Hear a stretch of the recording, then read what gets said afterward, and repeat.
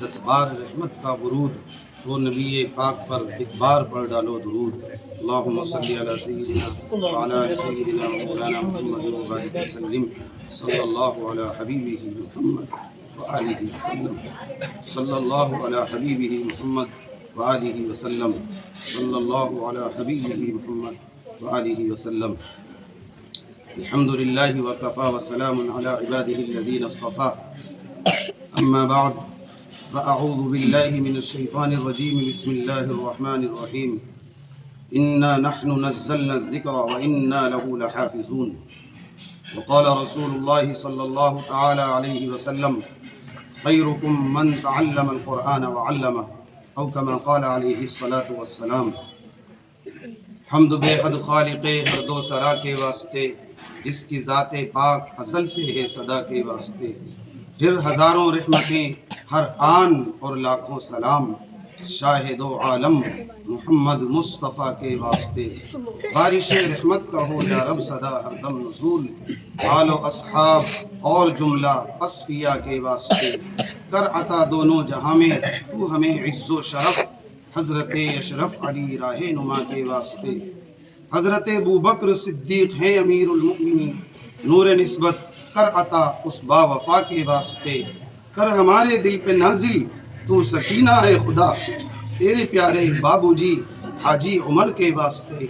کل باب علم و عرفاں اے میرے رب علی، فاتح خیبر علی مرتضیٰ کے واسطے، دے صحیح کہنے کی جرأت مجھ کو بھی میرے خدا، دے صحیح کہنے کی جرأت مجھ کو بھی میرے خدا، شاہ نصیر احمد ولی و مقتدیٰ کے واسطے۔ محترم و معزز سامعین کرام اور عزت و احترام کے لائق خواتین عظام، پیارے بچوں،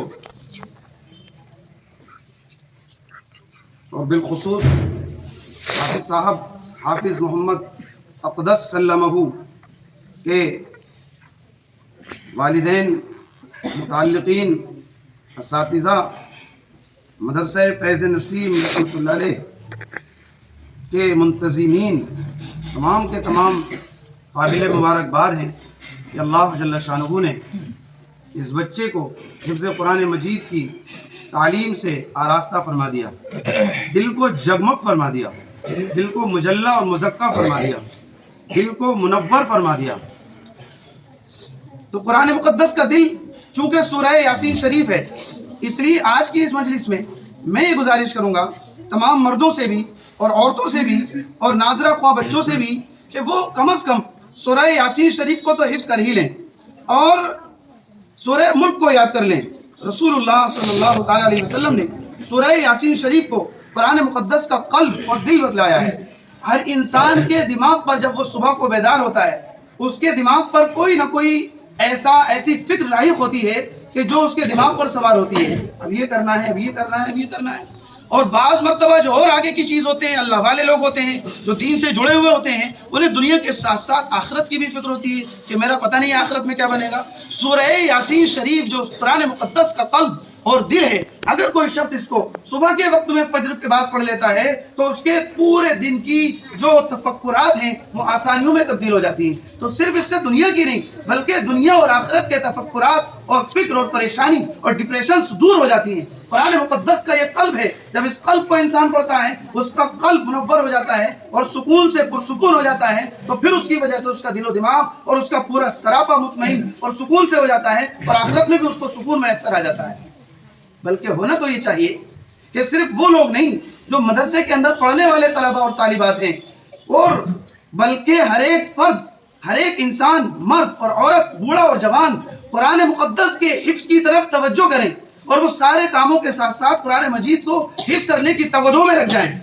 آپ کہیں ہم تو بوڑھے ہو گئے اور ہم تو اتنے بڑے ہو گئے اور کاروبار میں لگے ہوئے ہیں، یہی سوال جس وقت حضرت مولانا شاہ ابرار الحق صاحب نور اللہ مرقدہ، جو حضرت حکیم الامت مجدد اعظم حضرت مولانا شاہ اشرف علی صاحب تھانوی نور اللہ مرقدہ کے خلیفہ اور مجاز تھے اور آخری آپ کے خلفاء میں سے آخری کڑی تھے، وہ جب حفظ قرآن مجید کے بارے میں بتایا کرتے تھے اور سب کو اس کی طرف متوجہ کیا کرتے تھے تو لوگ یہی کہتے تھے کہ حضرت سارے لوگ کیسے قرآن مقدس کو حفظ کر سکتے ہیں؟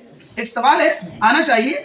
تو حضرت رحمۃ اللہ علیہ فرماتے تھے کہ میں کب کہتا ہوں کہ آپ باقاعدہ مدرسے کے اندر ایڈمیشن لیں اور باقاعدہ حفظ قرآن مجید کریں، بلکہ آپ یہ کریں اپنے دماغ کے اعتبار سے جتنا، اس لیے کہ ہر آدمی کا، ہر بچے کا، ہر عورت کا، ہر مرد کا ذہن کی طاقت اور قوت ایک سے نہیں ہوتی، سب کی جو دماغ کی طاقت ہوتی ہے وہ مختلف ہوتی ہے۔ بعض بچہ ایک ہی صفحے کو وہ 10 منٹ میں یاد کر لیتا ہے، اور بعض بچوں کو 1 گھنٹہ لگتا ہے، بعض کو آدھا گھنٹہ لگتا ہے۔ یہی حال بڑے لوگوں کا بھی ہے۔ بعض لوگ ایسے بھی گزرے ہیں جنہوں نے قرآن مقدس کو 1 ہفتے میں حفظ کر لیا، اور بعض ایسے بھی گزرے ہیں جنہوں نے 1 مہینے میں قرآن مجید کو حفظ کر لیا۔ میں ان کی پوری ڈیٹیل نہیں بتا رہا مختصر وقت کی وجہ سے۔ اور بعض لوگ ایسے بھی گزرے ہیں جنہوں نے 24 دن میں قرآن مجید کو حفظ کر لیا، جیسا کہ ہمارے مراد آباد شہر کے سیدی و مرشدی و مولائی شیخ الحدیث و تفسیر حضرت مولانا نسیم احمد صاحب نور اللہ وبرکاتہ نے 24 دن کی قلیل مدت میں قرآن مقدس کو حفظ کر لیا تھا۔ مختلف دماغ کے اعتبار سے جو لوگ ہوتے ہیں ان کو اسی اعتبار سے یاد ہوتا ہے۔ تو حضرت رحمۃ اللہ علیہ فرمایا کرتے تھے کہ میں یہ نہیں کہتا کہ آپ باقاعدہ مدرسے میں رہ کر پورے قرآن مجید کو حفظ کریں، بلکہ آپ روزانہ 1 آیت یاد کر لیں، 1 آیت، صرف کوئی مشکل نہیں ہے، 1 آیت یاد کر لیں روزانہ۔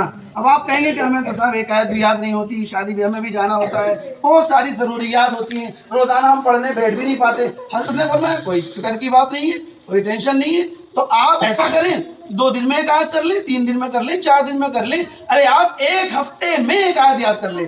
آپ کہیں گے ہمیں تو 1 ہفتے میں بھی یاد نہیں ہوگی، بھائی آدھی آیت کر لیں، 1 ہفتے میں آدھی آیت تو کوئی مشکل نہیں ہے۔ تو حضرت اس طرح سے فرماتے تھے۔ تو کسی نے سوال کیا، شاید یہاں بھی کسی کے ذہن میں آ رہا ہو اور آنا چاہیے، کہا کہ حضرت اگر 1 ہفتے میں وہ 1 آیت اور آدھی آیت یاد کرے گا تو حافظ قرآن تو درکنار، وہ تو مر جائے گا، زندگی ختم ہو جائے گی اور حافظ نہیں بن پائے گا۔ تو کہا کہ ضروری تھوڑی ہے کہ زندگی میں ہی حافظ قرآن بن جائے آدمی، یہ کوئی ضروری نہیں ہے، بلکہ ہماری زندگی اس لائق ہے کہ ہم قرآن مجید کے اندر اپنی زندگی کو کھپا دیں اور ختم کر دیں قرآن مجید کو سیکھنے کے لیے۔ اس لیے اگر ہم اس زندگی کے اندر 1 ہفتے میں 2 ہفتے میں آدھی اور 1 آیت اگر ہمیں یاد ہوگی تو ظاہر سی بات ہے کہ ہم حافظ قرآن نہیں بن سکتے۔ لیکن ایک بات یاد رکھو، اس زندگی میں اگر تم حافظ قرآن نہ بنے اور تم تگ و دو میں، محنت میں، جد و جہد میں لگے رہے، 1 ہفتے میں بھی اگر تم نے 1 آیت اور آدھی آیت یاد کر لی، اور اگر خدا نخواستہ وہ بھی یاد نہ ہو پائی اور تم لگے رہے قرآن مقدس کے حفظ کے اندر اور تم مر گئے اسی حالت میں، تو فرمایا اللہ جل شانہ تمہیں کل قیامت میں حافظ قرآن لوگوں کی فہرست میں اور ان کے اندر شمار تمہارا فرما دے گا۔ کل قیامت میں جب تمہارا حشر ہوگا تو تم حافظ قرآن بن کر اٹھو گے۔ اس لیے اپنی زندگی کو اس پہ لگا دو، کتنا سستا سودا ہے۔ یہی ہمارے حضرت رحمۃ اللہ علیہ اور زیادہ اس کی وضاحت فرمایا کرتے تھے، اور فرماتے تھے کہ اللہ جل شانہ قبر کے اندر ایک فرشتے کو مقرر فرما دے گا جو اس کو قرآن مجید کو حفظ کرائے گا اور یاد کرائے گا، اور اسے قرآن مقدس کا ماہر بنا دے گا، اور کل قیامت میں وہ قرآن مقدس کے ماہرین میں اٹھ کر آ جائے گا۔ تو کیا مشکل ہے؟ ہر ایک مرد ایسا کر سکتا ہے، ہر ایک عورت ایسی کر سکتی ہے، ایسا کر سکتی ہے، مرد، جوان، بوڑھے بھی اور بوڑھیاں بھی اس کو کر سکتی ہیں۔ اس لیے قرآن مجید کے حفظ سے کوئی محروم نہ رہے۔ ملے گا کیا؟ ہمارے حضرت غازی اسلام شیخ الحدیث و تفسیر حضرت مولانا نسیم احمد صاحب نور اللہ وبرکاتہ، اور یہ جو لوگ ہوتے ہیں اولیاء اللہ کرام، انہیں قرآن مقدس کے سے ایک عجیب سا شغف اور تعلق ہوتا ہے۔ مجھے یاد ہے کہ جس وقت میں اپنے شیخ حضرت خواجہ الحاج محمد عمر صاحب نقشبندی نور اللہ وبرکاتہ، جنہیں دنیا بابو جی کے نام سے یاد کرتی ہے، تو حضرت کو مدعو کیا گیا تھا، لیکن اس وقت حضرت اپنی بیماری کی وجہ سے معذور اور مجبور تھے، حضرت تشریف نہ لا سکے تھے۔ پھر اس کے بعد میں ملنے کے لیے گیا، حاضر ہوا، تو انہوں نے پوچھا کہ بیٹے دعا ہو گئی بچے کی تمہارے؟ جی حضرت ہو گئی۔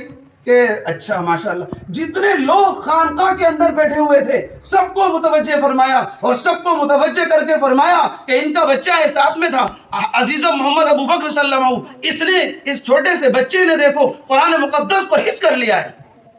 سب کو متوجہ کیا تاکہ لوگ اس طرف متوجہ ہو جائیں اور لوگ بھی اس طرف دھیان دیں، اور کہا کہ بیٹے اس کے ساتھ ساتھ اس عربی فارسی بھی پڑھانا، اس کے ساتھ ساتھ انہوں نے قرآن مجید کو حفظ تو کر لیا ہے، لیکن اب اس کے معنی اور مفہوم اور تفسیر اور دوسرے علوم سے بھی اس کو آراستہ کرنا۔ ٹھیک ہے حضرت، حضرت نے دعائیں دی، دعاؤں سے نوازا، اور انہی بزرگوں کی دعاؤں کا نتیجہ ہے کہ پھر اللہ تبارک و تعالیٰ نے اس علوم کے اندر بھی اللہ تبارک و تعالیٰ نے قدم بڑھائے، اور اب قریب ہے کہ اللہ تبارک و تعالیٰ پورے جو عالمیت ہوتی ہے اس سے تکمیل فرما دے گا۔ تو یہ بزرگوں کی برکت اور تعلق اور ان کی توجہات ہوا کرتی ہے. کہنے کا مقصد صرف یہ تھا کہ بزرگان دین اس سے خاص تعلق رکھتے ہیں اور قرآن مجید کی طرف خاص توجہ دلاتے ہیں. تو حضرت غازی اسلام رحمۃ اللہ علیہ ایسے موقع پر ایک شعر پڑھا کرتے تھے جو قرآن مقدس کی تکمیل پر اور قرآن مقدس کو جب ہم اپنے سینے میں مسالیں گے اور قرآن مقدس سے تعلق رکھیں گے اور اپنا استوار رکھیں گے تو فرماتے تھے ملے گا کیا؟ ملے گا کیا؟ فرماتے تھے تعلیم علم دین کا خلاصہ یہی تو ہے. تعلیم علم دین کا خلاصہ یہی تو ہے. ارے سب کچھ ملا اسے جسے اللہ مل گیا. اس سے اللہ مل جائے گا اور جسے اللہ جل شانہ مل گیا اس کے تو وارے کے نیارے ہیں. اسے اب اور کیا چاہیے جسے اللہ جل شانہ مل گیا اور اس کا دوست اور اس سے محبت کرنے والا اس کا اللہ جل شانہ بن گیا. مجھے ایک واقعہ یاد آ رہا ہے. ہارون رشید جو ایک ملک ہندوستان کے بڑے ایک بادشاہ گزرے ہیں, بڑے بادشاہ گزرے ہیں, تو انہوں نے ایک مرتبہ ایک عجیب و غریب حکم نافذ فرمایا. کہا اپنے درباریوں سے کہ جو ہمارے محل کے اندر جو خزانہ رکھا ہوا ہے سارے خزانے کو محل کے اندر لا کر رکھ دیا جائے. اس میں سونا, چاندی, ہیرے, جواہرات, یاقوت, نیلم, یہ عجیب و غریب قیمتی اشیاء موجود تھی, سب کو دربار میں لا کر رکھ دیا جائے. چنانچہ حکم کی تعمیل ہوئی, رکھ دیا گیا. پھر اس کے بعد اب آپ سارے لوگ تشریف رکھیں, سارے درباری اپنی اپنی جگہوں پر, بڑے بڑے وزراء بیٹھ گئے. سارے لوگ آج یہ کیا عجیب تماشا ہو رہا ہے. ہاں, اور ایک حکم اور دیا, کہا کہ اب یہ جو محل ہے اس کے سارے دروازوں کو بند کر دیا جائے. سارے دروازوں کو بند کر دیا گیا. کہا اب جس کا دل جو چاہے وہ اٹھا لے, سونا, چاندی, یاقوت, نیلم اور بڑی بڑی قیمتی اشیاء, جس کا جو جی چاہے وہ اٹھا لے, وہ اس کی ہے.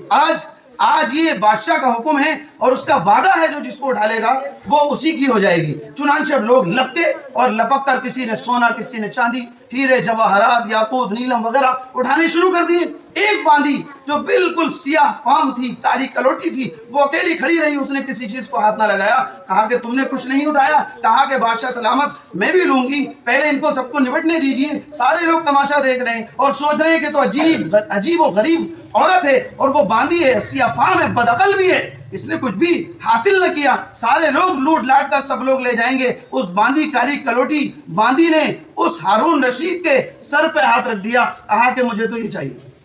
سارے لوگ حیران و ششدر رہ گئے کہ ہم تو اسے بے وقوف اور پاگل سمجھ رہے تھے, وہ کتنی دانا عورت ہے کہ اس نے بادشاہ کو کے سر پر اپنا ہاتھ رکھ لیا. کہا کہ باندی تو کیا مانگتی ہے؟ کہا کہ میں تو آپ کو مانگتی ہوں بادشاہ سلامت, مجھے آپ چاہیے. آپ کا وعدہ تھا کہ آج جو جس چیز پر ہاتھ رکھ دے گا میں اس کو وہ چیز عطا کر دوں گا, لہٰذا مجھے آپ چاہیے. کہا کہ اچھا اگر ایسی بات ہے تو پھر بادشاہ سلامت چونکہ وعدہ کر چکا تھا, بادشاہ سلامت نے اس باندی کو آزاد کیا اور پھر قاضی کو بلایا گیا. قاضی کو بلا کر اس باندی سے نکاح کیا. اس کے نتیجے ان سے پہلی ان کی بیوی اور تھی زبیدہ نام کی, جن کے نام سے زہر زبیدہ, نہر زبیدہ آج بھی جو ہے قائم ہیں اور اس کے کچھ اثرات آج بھی ظاہر ہیں. وہ اس کی بھی ایک پوری ایک کہانی ہے, وہ نہر کیوں کھدوائی گئی تھی, بہرحال اس کا وقت نہیں ہے. تو وہ ان کی پہلی بیوی تھی زبیدہ. ان سے کوئی اولاد نہیں تھی, لیکن جب اس باندی سے نکاح کیا آزاد کرنے کے بعد ان سے اولاد ہوئی اور ایک نرینہ اولاد اللہ جل شانہ نے دی جس کا نام مامون الرشید رکھا گیا. وہ بھی وقت کے بادشاہ بنے. تو یہ ہے قرآن مقدس کے حصول کا حاصل کیا ہے؟ اللہ جل شانہ جب ہمارا جو ساری کائنات کا بادشاہ ہے جب اس سے تعلق ہو گیا, جب وہ مل گیا تو سب کچھ مل گیا. اب آخر میں ایک واقعہ اور کر کے میں رخصت چاہوں گا, انشاءاللہ وقت بھی ہو گیا ہے, اس سے شاید کسی کو فائدہ پہنچ جائے. حفظ قرآن مجید کے تعلق سے جو میں نے عرض کیا تھا, ہمارے ہندوستان کے ایک اور عالم دین اور بڑے بادشاہ گزرے ہیں, بادشاہ عالمگیر رحمۃ اللہ علیہ, جو بڑے عالم بھی تھے اور جنہوں نے اپنے نگرانی میں جو فتاوی ہندیہ ہے اس کو فتاوی عالمگیر انہی کے نام کی نسبت کی وجہ سے فتاوی عالمگیر بھی کہتے ہیں, اس کا اصل نام فتاوی ہندیہ ہے. وہ اپنی نگرانی میں انہوں نے اس کا انتظام کیا اور وہ کتابیں لکھوائیں جو آج بھی مدارس کے اندر رکھی ہوئی ہیں. اس کے باقاعدہ اس کے حوالے دیے جاتے ہیں فتاوی کے اندر.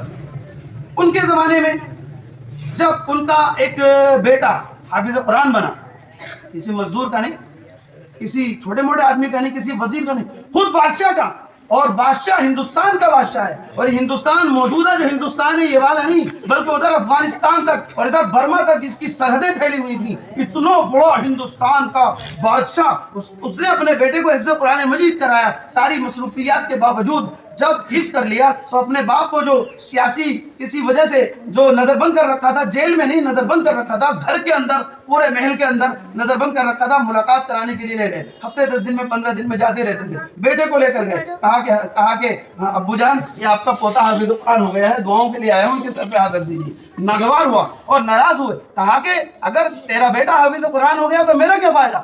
ارے تو نے دنیا کے اندر تو میرا تخت و تاج چھین لیا، اور آخرت میں بھی مجھے کیا ملے گا؟ تخت و تاج تجھے ملے گا، مجھے کیا ملے گا؟ میرا کیا فائدہ؟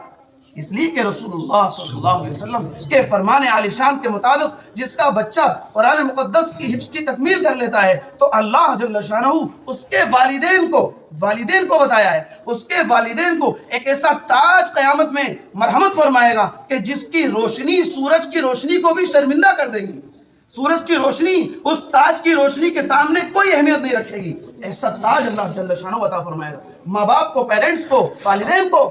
اور حافظ صاحب کے کیا کہنے، اس کو تو بیان ہی نہیں کیا گیا تو ان کے تاج کا عالم کیا ہوگا، اللہ جل شانہ اور اس کا نبی صلی اللہ علیہ وسلم بہتر جانتا ہے۔ تو یہ کہا کہ تجھے ملے گا تاج، مجھے کیا ملے گا، میری کائے کی خوشی ہے۔ چلے گئے، اور پھر اس کے بعد 10-15 دن میں جانے والا یہ بادشاہ عالمگیر رحمت اللہ علیہ یہ پھر 4 مہینے کے بعد پہنچے اور جا کر اپنے والد گرامی شاہ جہاں سے کہا کہ والد صاحب آپ کی خواہش کی تکمیل میں نے کر دی ہے، اور میں تمام تر جو اپنے ملک کی مصروفیات کے باوجود قرآن مقدس کو حفظ کر کے آیا ہوں، میں نے آپ کے تاج کا انتظام کر دیا ہے۔ الحمدللہ حمداً کثیرا۔